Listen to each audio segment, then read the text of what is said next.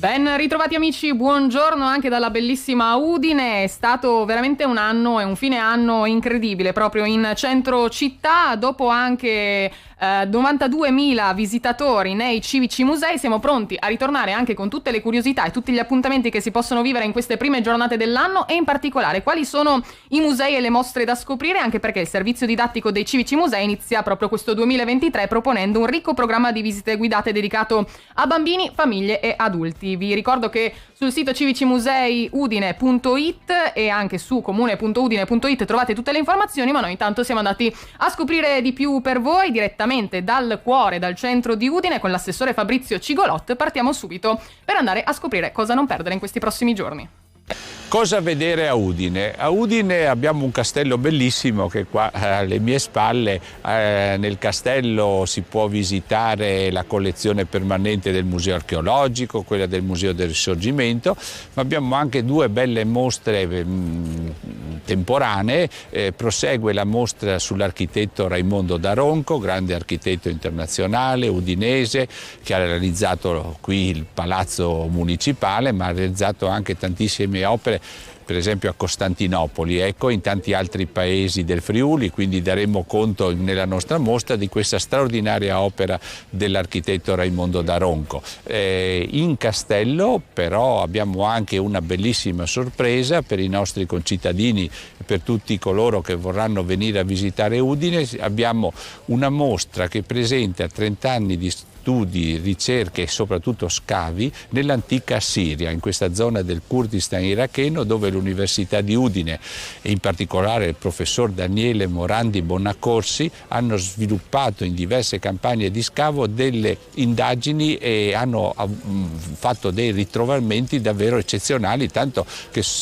con questi ritrovamenti al professor Morandi Bonaccorsi all'Università degli Studi di Udine è stato assegnato il più prestigioso premio per le scoperte archeologiche internazionali di qualche anno fa, quindi siamo di fronte a delle eccellenze assolute. L'allestimento è molto bello, nel mezzanino del castello molto suggestivo, c'è un bellissimo catalogo e questo è un altro buon motivo per visitare il castello, dove troviamo sempre al secondo piano il percorso dell'espositivo della Galleria d'Arte Antica, e anche qui abbiamo una bella sorpresa, perché grazie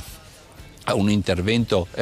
di restauro finanziato da Coop Alleanza 3.0 possiamo presentare il restauro della pala di Jacopo Palma il Giovane della fine del 1500, una trasfigurazione che era nei depositi, è sempre stata nei depositi, non si era mai vista, e possiamo presentarla eccezionalmente restaurata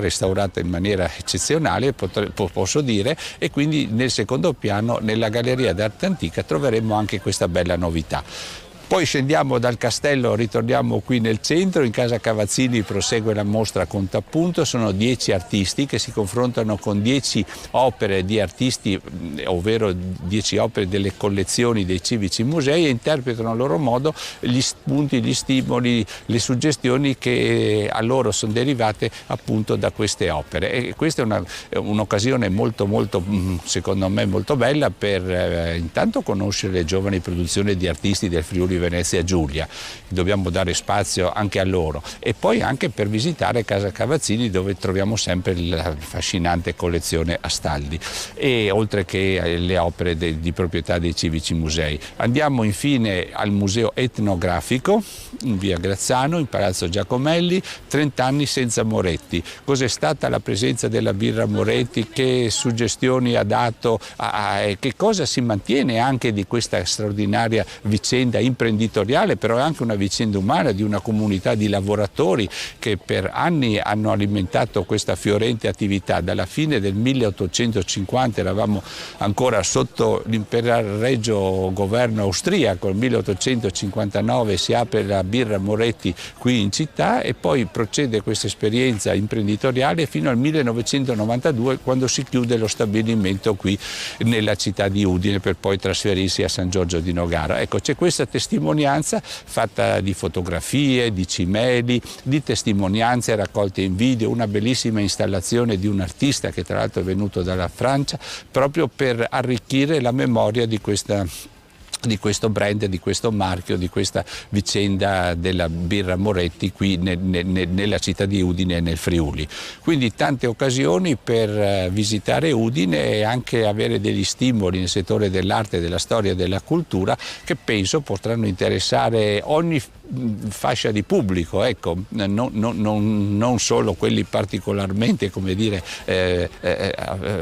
competenti in materia artistica, ma che hanno il piacere di fare un tuffo in tanti settori della nostra storia, perché tutte queste vicende, come avete compreso, sono legate alla storia e all'attività di questa nostra città di Udine e della comunità friulana.